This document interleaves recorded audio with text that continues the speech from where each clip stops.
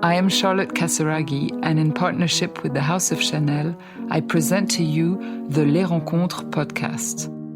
As part of the Rendez-vous littéraire at Rue Cambon, this podcast spotlights the birth of a female writer. You can listen to the various episodes and their authors on your preferred streaming platforms.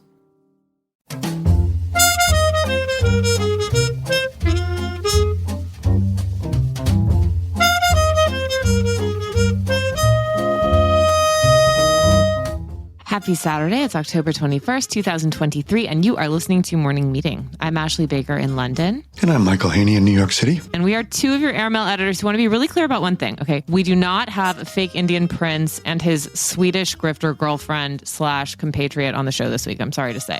Yeah, and I just want to be clear about one thing. I want to make sure everyone knows this is Ashley's birthday week, so I'm just wishing you a happy birthday, Ashley. Thank you so much. Everyone thinks I'm turning 50 or something. No, it is not a big birthday this week. It's been a great one, though. Thank you, Michael. I wish we were celebrating it together at Bar Pisolino, but such was life. Sending you best wishes from afar. Oh, thank you, darling. What a week, Michael. I mean, this incredible story by Hannah Garashi and George Pendle in last week's issue. I mean, people were weighing in from all corners of the earth because they had a view on this, which was wonderful. Our offer is still open. Amar, Liza, even Anna Delvey. If you want to come in and talk this through with us, we are here. You know how to reach us. I thought you meant what a week because the Taylor Swift movie opened, but I got confused. It's a different thing. Michael, come on. I know you well enough to know that you were not at the theater on opening night for the Taylor Swift concert film. I'll just leave that to the speculation of our listeners. Meanwhile, let's look at this week, okay? We've got a great show. First, on the subject of grifters and accused grifters, Sam Bankman-Fried, the man behind the cryptocurrency exchange FTX, has been on trial here in New York.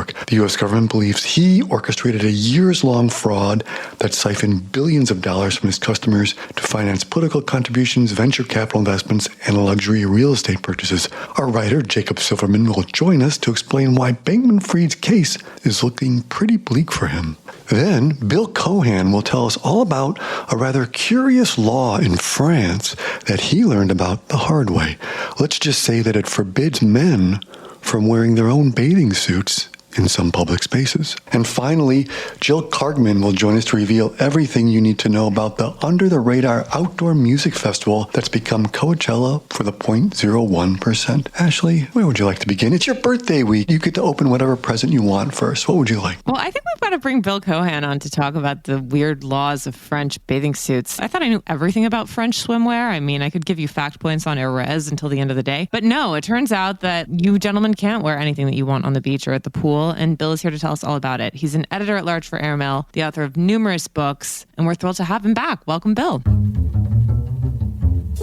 I was shocked, stunned, and horrified when I read your latest story. What happened to you on the beach? I was fine on the beach, Ashley. I could wear my Vilebrequin on the beach in the Atlantic Ocean, but I could not wear my Vilebrequin, my beautiful, expensive French bathing suit, in the saltwater hot tub inside the hotel. Turns out, I had no idea. It's like an unadvertised special that all the French seem to know, but nobody who visits France seems to know unless they've had this experience, which is that you cannot wear a bathing suit, not even a French bathing suit, inside a French pool / hot tub, even though it's saltwater. It has probably as much chlorine as you could possibly consume. Okay, Bill, were you just staying at a ridiculous and snobby hotel, or is this an actual law in France? Give us the story. No, this is an actual law, Ashley, that was apparently passed in 1903, although how and why and is a bit of a mystery. And then over the years, there have been efforts to repeal the law, to lax the law, to have various municipalities. I think in Grenoble, where of course they'd once had the Olympics, they tried to relax the law about what you could wear and couldn't wear in a public swimming pool or a public spa. And that they actually did relax the law in Grenoble, only to find out that they were being penalized by the central France government from a financial point of view. And so they sort of abandoned that. No, this was not even that fancy. I mean, it was in Brittany on the coast, somewhat generic, but everybody, all the French, it was very French, all the French seemed to know the rules of the road, as you would expect, and the Americans who were there, who just wanted to get in a hot tub like they do in America, couldn't do it. Even though it was like a large hot tub, it wasn't even a small hot tub, it was a large saltwater hot tub.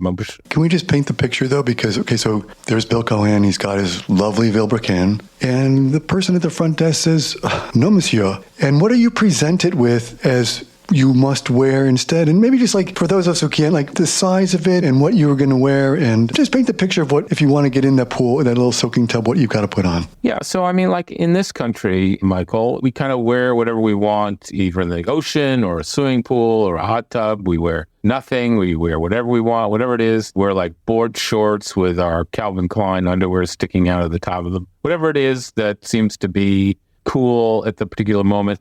I just showed up in my Vilebrequin bathing suit, which is owned by an American private equity firm. I can see that point, but is definitely French in its origins. And I eventually made my way to the front desk where I'd made it past without anybody saying anything. But then I went back and asked for like any plush towels around. And they looked at me like I had 10 heads. Like, how in the world could you even think of going into this soaking pool, as you said, wearing that French bathing suit? You have to wear this. And then she like held up this tiny little thing, which purported to be what they call le boxeur, which is really an extremely sheer and almost zero-sized bathing suit. That this only applies to men, by the way, because men are apparently unhygienic and wear their swimming attire around all day, and it collects dust and dirt and bacteria and germs. And my option was then to, if I wanted to go in, to buy this skimpy little bathing suit and put it on like the French, or not go. So less of le boxeur or le banana hammock is what you are then given, basically. Yeah, extremely un-American. Not that that's a bad thing necessarily, but I think it's like mostly un-European. I think this is a uniquely fresh thing. This is like the swimming version, at least like it's like a version of when you used to go to the fancy restaurant, you have a blazer or a jacket, they would give you one out of the closet. I guess, is this a used one you're getting, or is this a fresh one, Bill? I speak conversational French, so I can get myself and my family around France pretty easily and get everything we need. I think she was offering me a new skimpy little boxer for like 100 euros or something that I would wear once and of course never wear again. Or I think the other thing that she might have been offering me was a used one, somebody's used one that I could also put on if I wanted to. That's well-seasoned. Well-seasoned. When it dawned on me that she might have been offering me a well-seasoned one, I thought, you know what? Okay, guess what I don't need to do today? I had to swim in the ocean with my Vilebrequin. Nobody's stopping me there, but I'm not going to have a hot tub today. Not today, not while I'm in France, apparently. Bill, have you been to Austria recently? Not recently, but I have been several times, yeah. Okay, have you ever found yourself in an Austrian sauna? No, I have not. This whole story just reminded me of this experience that I had last year. I went to 2 family-friendly ski resorts in Austria, and at both of them,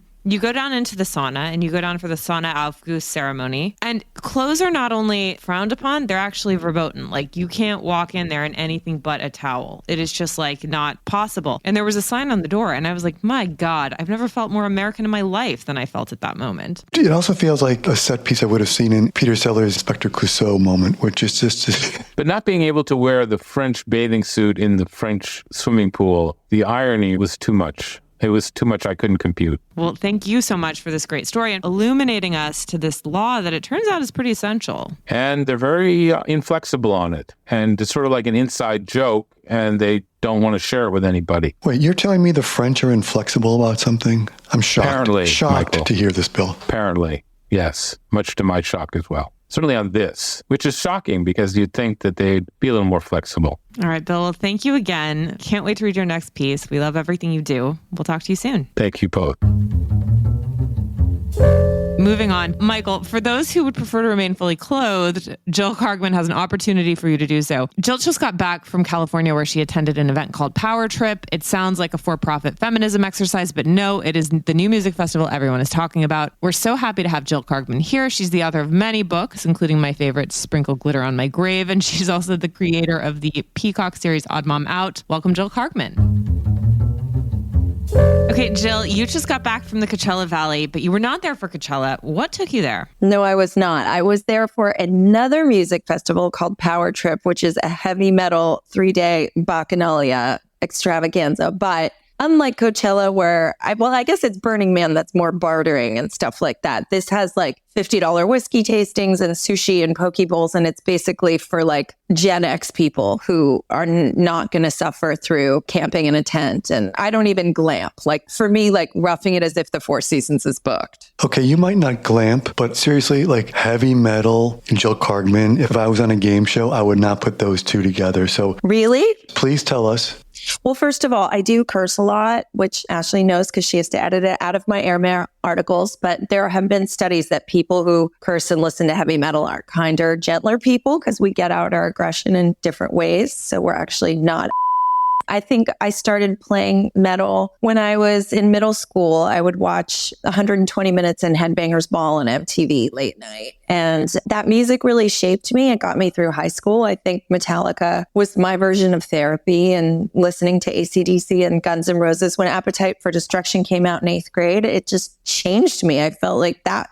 I'm not religious, and going to those concerts was my church, was my synagogue. So for me, I feel like it was a conduit for all of that teen angst, and I've held on to it. I've just always, at 49, always played that kind of music. So when I heard there was a 3-day festival for it with those headliners that I mentioned, I was just euphoric. And I said, don't like people. I don't like crowds. I don't like the idea of roughing it or anything like that. But I will let my love of this music eclipse my hatred of masses of humanity in one place. And it worked. Now, Jill, it sounds like this was an incredibly well choreographed event. Like there was no of the drama with the wristbands and the check-in like you would see at a Coachella or Burning Man. Tell us what it was like. Well, there were wristbands, but it was very technologically savvy. I found that it's all scanning where you put your wrist and then it lights up green. So it's not with individual handheld scanners. It's more of a machine that will sort of sense it the way there are now tickets given out to cars through a weird radar gun on a pole. It's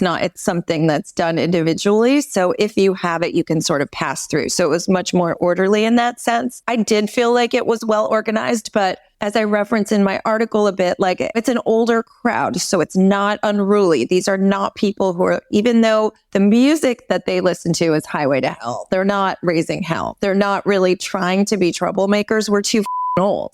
And you're too worried about getting in line for the whiskey tastings and getting a poke bowl, which again, whiskey, I see heavy metal, but poke bowls at the heavy metal, sure, go ahead. These are people who are 50 years old. They really don't want to eat like a hot dog on a stick. Everything was expensive. It wasn't the same kind of thing where you hear you're getting gouged $12 for a bottled water. It was like $4. It was sort of that airport pricing, but everyone was so well behaved. And in terms of your question of organization, like I'm not a porta potty person, so I did get really dehydrated because you're supposed to drink water in the desert, and I didn't want to be in a porta potty, but like they were nicer porta potties than like just the green things. Like it wasn't upscale by any means, but it just felt somehow cleaner than my understanding of what Coachella or the Governor's Island thing my kids go to. It just didn't have that throng. There also was a snake pit, which is $3,999 per person. We did not do the snake pit. I would have done it in my youth in a heartbeat, but sort of in that post-COVID world, I was not in a moshing mood, but you had seats so that everyone was standing. No one ever sat. The seat sort of represents like, this is my zone, back off. And that worked. I mean, there was nothing violent, or I'm sure in the pit, there was some of that, but it was all voluntary. And people trying to reclaim their youth by like thrashing around and rubbing against people.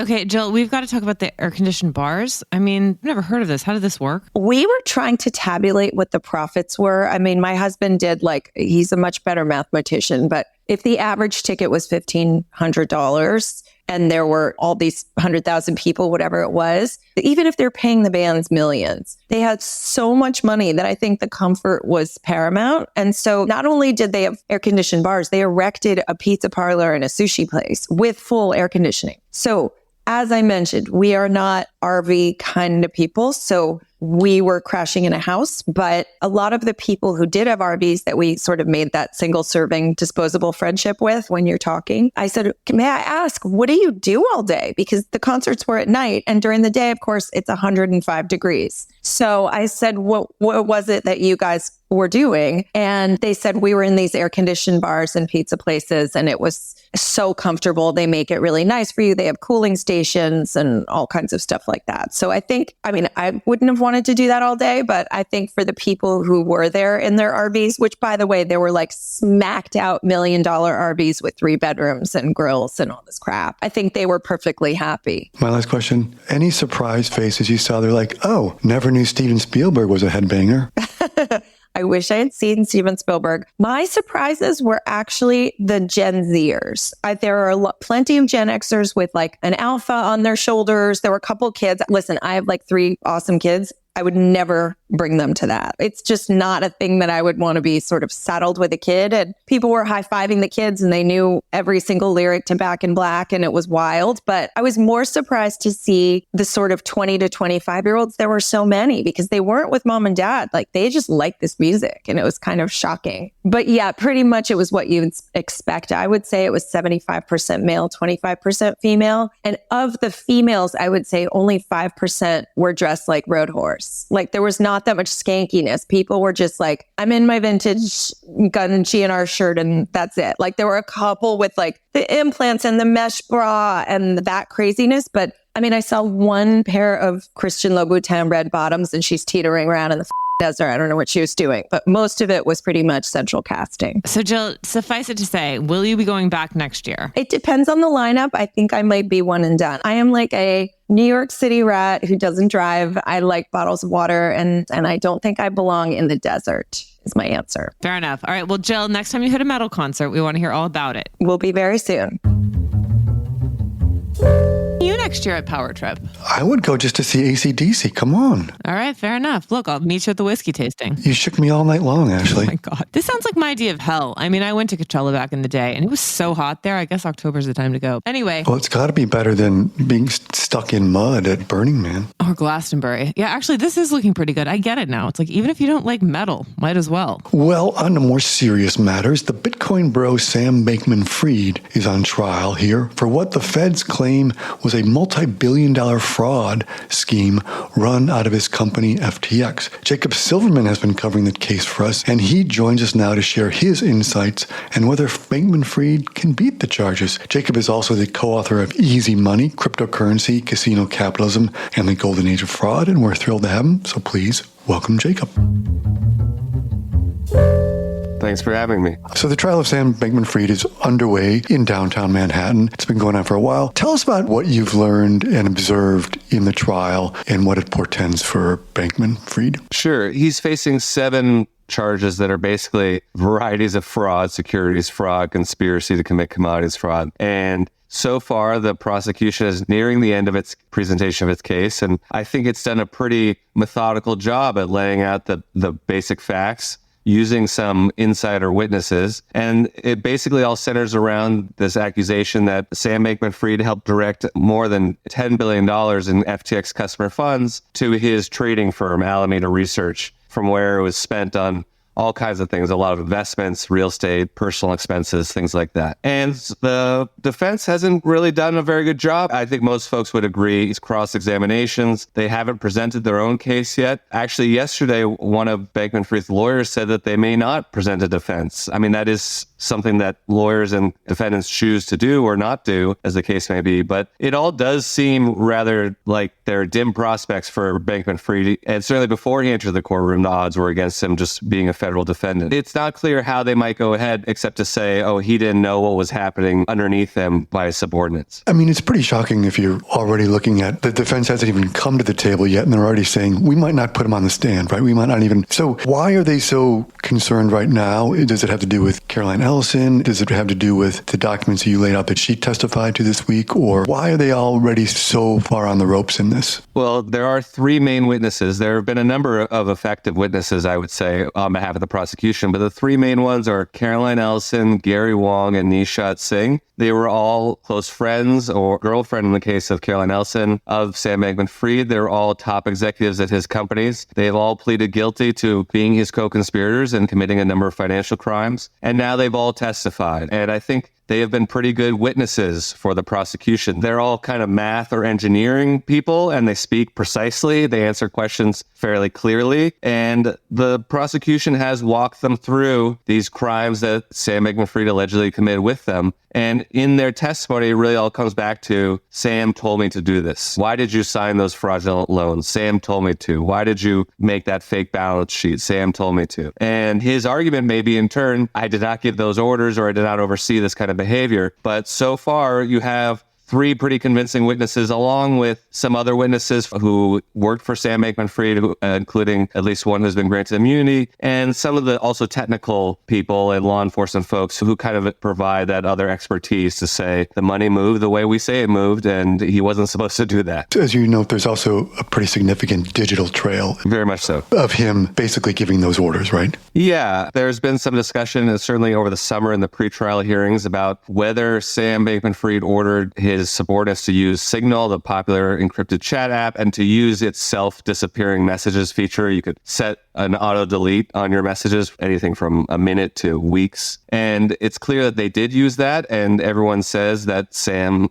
again, as the CEO and owner, ordered them to do that. But a lot of stuff is preserved, of course. This is the digital age. Things disappear, but things are also saved. And there are screenshots, there are Slack messages, there are emails, there are internal spreadsheets and other documents. So there is actually a lot of evidence and a pretty followable documentary trail here. You don't need to know a lot about blockchain or crypto or anything like that to follow this case. And unless they really succeed in confusing the jury on that front, I think the jury can also understand, or should be able to understand, this is mostly about this question of, did he move 8 to 10 billion or even more dollars and use it for his own purposes? And so far, that's the story that they've been communicating. Yeah, in some ways, it's inevitably, I think it reminds you a way of, you didn't need to be a scientist to understand Elizabeth Holmes' Theranos case. Who is the top and who's making the decisions and who is leading to the deception, right? Mm-hmm. Very much so. And again, there are some financial records too. And Elizabeth Holmes certainly had to be convicted in a court of law, but she wasn't preceded by as many guilty pleas of co-conspirators as we already have here. So the stage has kind of been set, or at least the crime ring described in official legal documents. And now we're seeing that all be laid out. There have been some surprising details, but I would say the overall description of what happened at FTX and Alameda, there haven't been that many surprises yet. I think it's really just about filling in some of those details, seeing those witnesses in person. What have been some of the surprising details as you've been observing this? It certainly sounds like there was a line from Caroline Ellison where she said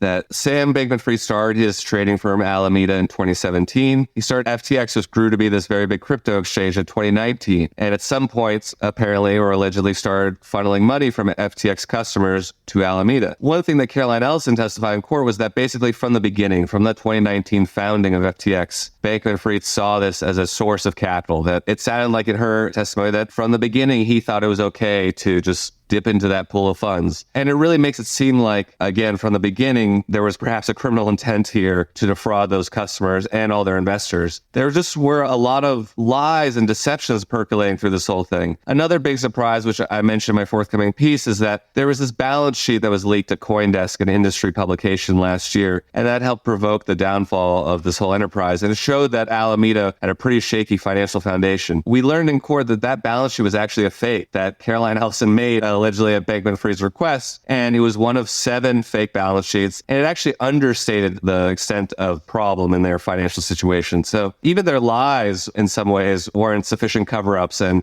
I think that was a little surprising because people assumed that was somehow truthful or at least an accurate representation of what was going on there. Yeah, and it's like when you get a glimpse inside of these shell games, you also remind like the people running them are not very smart, as you detail. Ellison's got one of the things she testified is like one of the documents, it was just titled Things Sam is Freaking Out About, it's right out of The Office at Dunder Mifflin. Things Michael Scott is worried about, right? Yeah, and it had these enormously consequential items in it. I mean, it was sort of a personal notes document that she said she updated over time, but it had things like he wanted to raise money from Mohammed bin Salman, MBS. And he needed billions of dollars to really rescue the company. He wanted to buy Snapchat. He was worried about regulators and wanted to get them to go after Binance, his main rival. I mean, really serious stuff. It was just sort of scrawled in a notebook, basically. And I think another thing that we really learned from this trial so far is that this was a pretty small group of people all managing this wider fraud, you would say. I mean, people who have pled guilty are guilty of crimes that they participated, but they did need perhaps a couple more responsible hands at the wheel to keep this criminal enterprise going. I mean, the common comparison is Bernie Madoff, who managed to keep his fraudulent Ponzi scheme going for decades. While these folks gathered a lot of money under the FTX Alameda umbrella and convinced some very rich people to give them billions of dollars, this all spun up and then collapsed within about 5 years. And they really had no one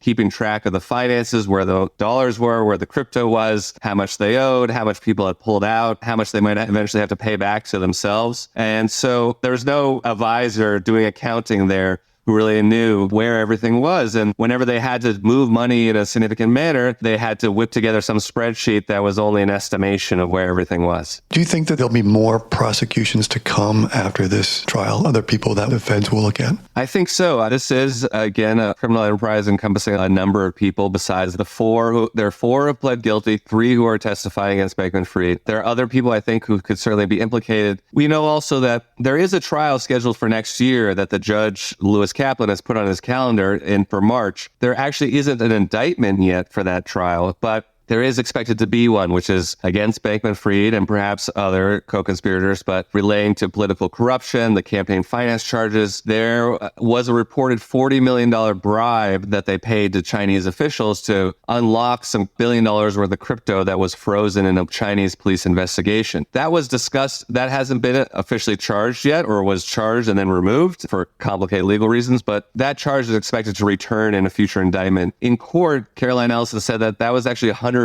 million.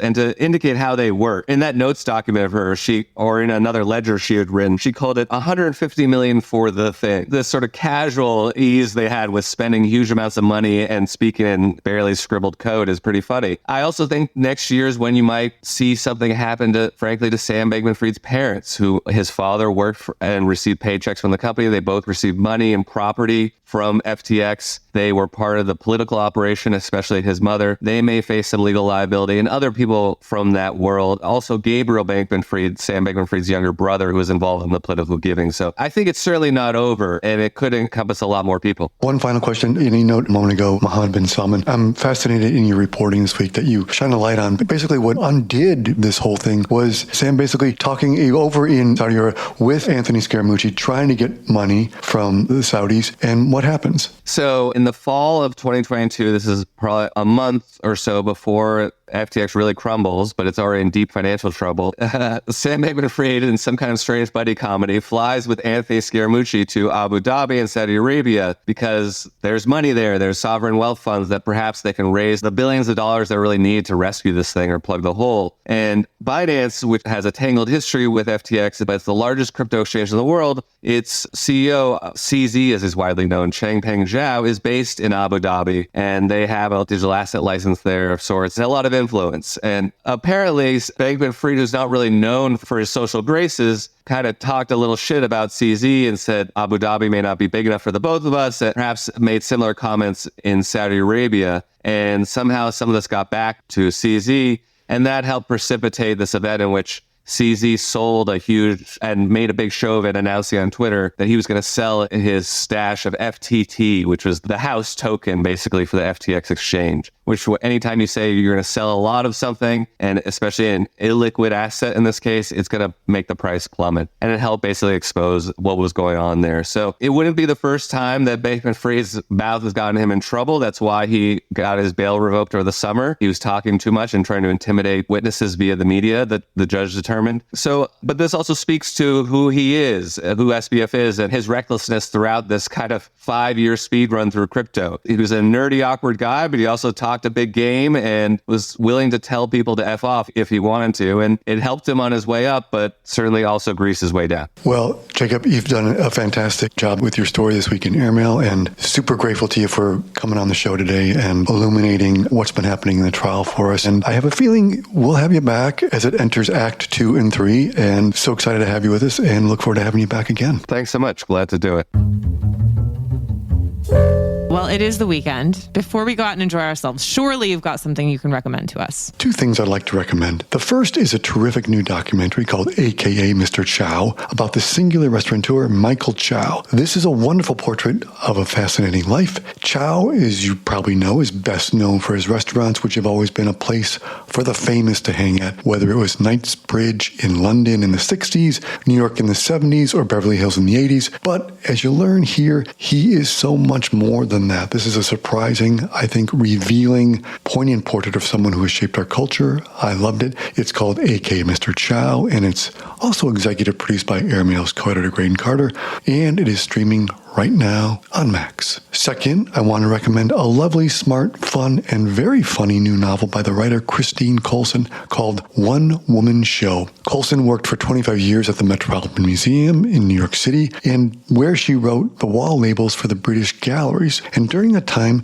she always schemed and dreamed of taking that tight 75-word format and using the labels as a structure to write a novel. This is it, and I gotta tell you, it's a zinger. In it, Colson brilliantly imagines and tells the story of Kitty Whitaker, a privileged 20th century woman, but Colson tells her life as if she were an object to be collected and prized. If you love art and museums, as we do here on Airmail, as well as brilliant and fun novels, this is one for you. I read it in one sitting. It's called One Woman Show by Christine Colson. And you, my dear, what do you have to recommend? Yeah, I have something I can recommend. Did you see that Liam Gallagher is going on tour? Yes. I mean, that's exciting. Talk about Glastonbury, talk about music festivals, talk about, It's like a Dylan Jones book brought to life. I can't wait to see that. I definitely will. I missed Pulp here in London. Pulp played this summer, and I missed that, so I'm very disappointed. So I will not make that same mistake twice. Yeah, supersonic, gin and tonic. Love it. Okay. Well, we wish you all a wonderful weekend. We thank you so much for joining us. Michael, will you please read us out? Of course, but first we would like to thank our sponsor, Chanel.